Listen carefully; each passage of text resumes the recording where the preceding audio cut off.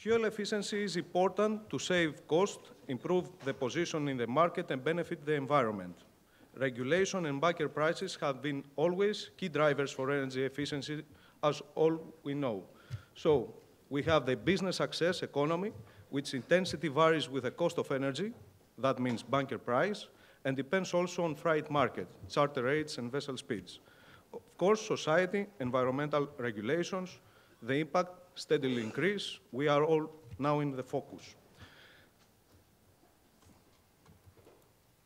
So, the ship manager have to take decisions on energy and air emission management strategy, considering market, operation profile, bunker prices, regulation, and new technology services. All of these parameters are very unstable and change constantly. So we have the bunker price fluctuation, which impacts the return of investment for retrofit measures or new assets. The freight market, I have to say that we operate in tanker market. We have 28 VLCCs and 21 Suezmax, so this is our perspective on the crude market. And the freight market influences employment and speed profile. Of course, the compliance with air emission regulations, that means we have to select the available technology and influence the bunkering infrastructure.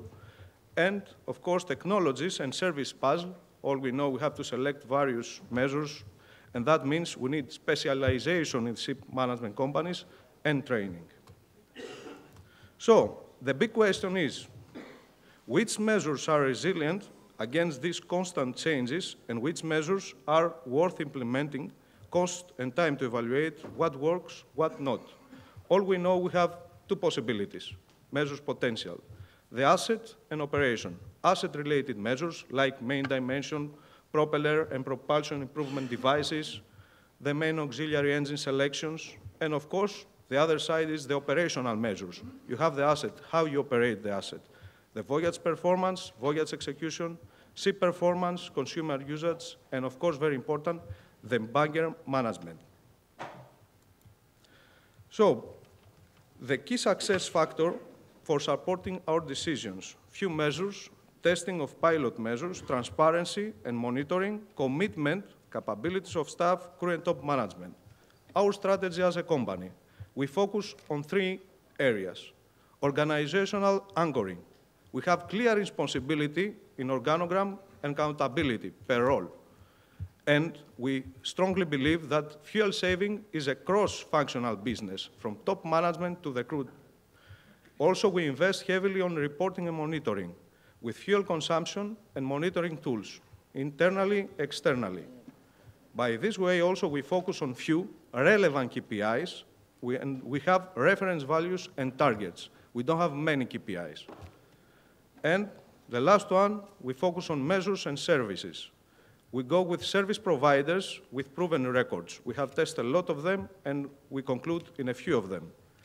We target on training combined with a simple and clear ship energy management structure. We don't have 20 or 30 measures inside.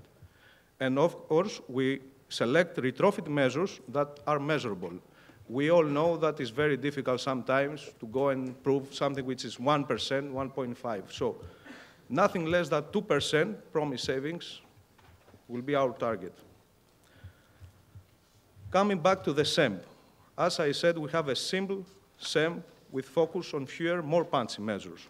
Some of them are fleet-wise, and some of them are pilot measures. That means for a quite long time, like trim optimization, we select some vessels, we test at least for 1 year, and based on the end results, we decide if we proceed for this measure or we abandon and we continue in other measures. Also, the same measures are complemented with dashboards. So we have management view. This is tailor-made for us. Relevant, what is the management to focus on? We have the fleet view for technical manager and fleet managers. And lastly, we have the single vessel view that is tailor-made to each vessel. By this way, we create transparency on consumption and allow for better decision-making, because for us, this is a decision-making tool. It's not just the pleasure of monitoring something. In order to reply on questions like, is my ship consuming more or less over time compared to other sister ships? What are the drivers in order to improve my ship? What I can do more?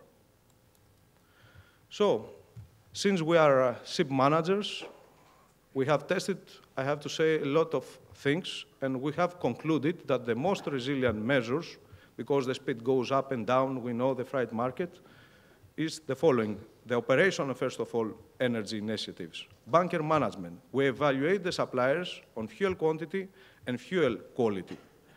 And we invest in reliable fuel consumption on the fleet, not bunker management. Consumption is the fuel consumption on the ship. We all know, of course, that the fuel quantity is something which is difficult, but fuel quality is not so. Like there are FOBAS and other services, you can decide on the fuel quality. We use weather routing services.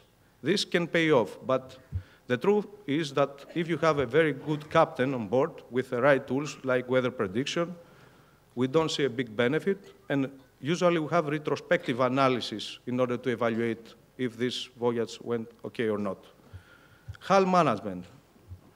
We have a consistent underwater inspection intervals, and this is complemented with hull performance drop monitoring tools in order to have a good follow-up and avoid over-cleaning and destroy the defouling.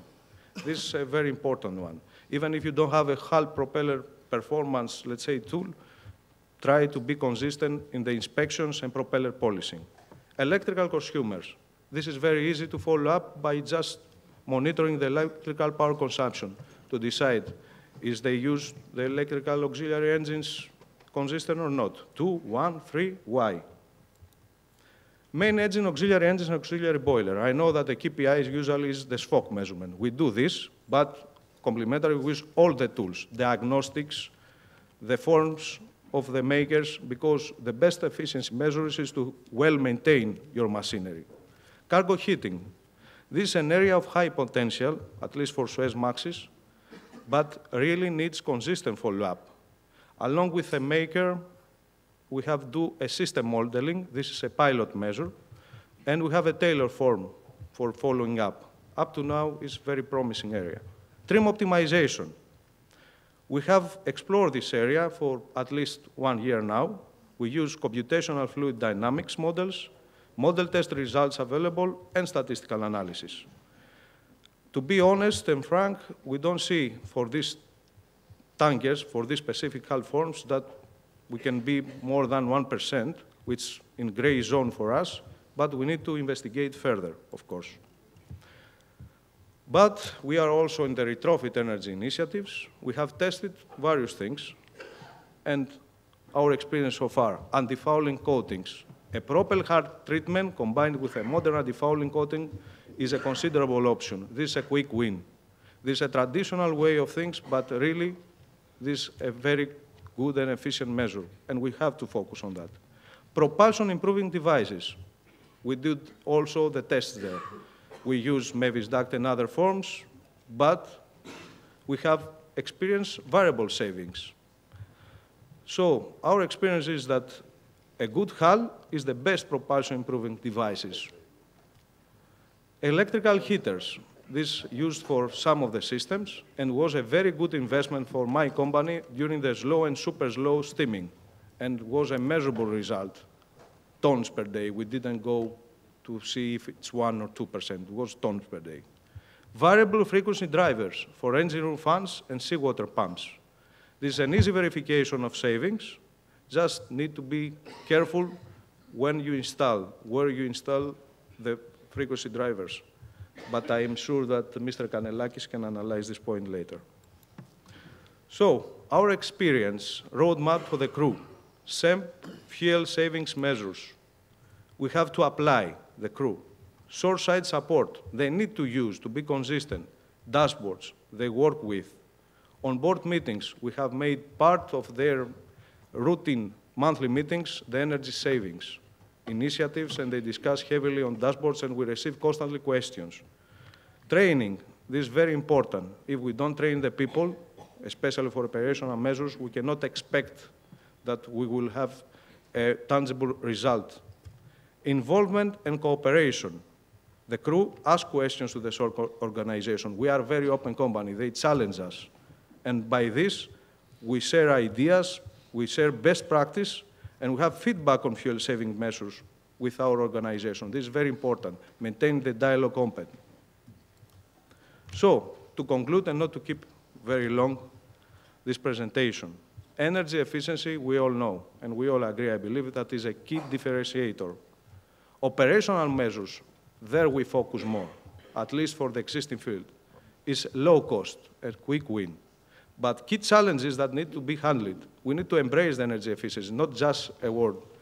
Top management crew, they should understand and be everybody on board. If you don't succeed on that, then it's not something that will be finally a success story. Reporting and monitoring as decision support, very important. You need to select a proper monitoring tool, internally, externally, but you need to have this. Better to focus on key measures for your fleet. Avoid 20 or 30 measures. Just focus on key measures. And very important, the crew. We know that the personal awareness and the skill is very important to succeed further. And to conclude, more savings can only be realized when taking implementation seriously, not just to have a SEMP, not just to say and promote it outside in the society, yes, we have a SEMP and we try and to do things. So this is our conclusions. I try to be short, Mr. Belogas. I would like also to thank you. I will be open for the questions afterwards.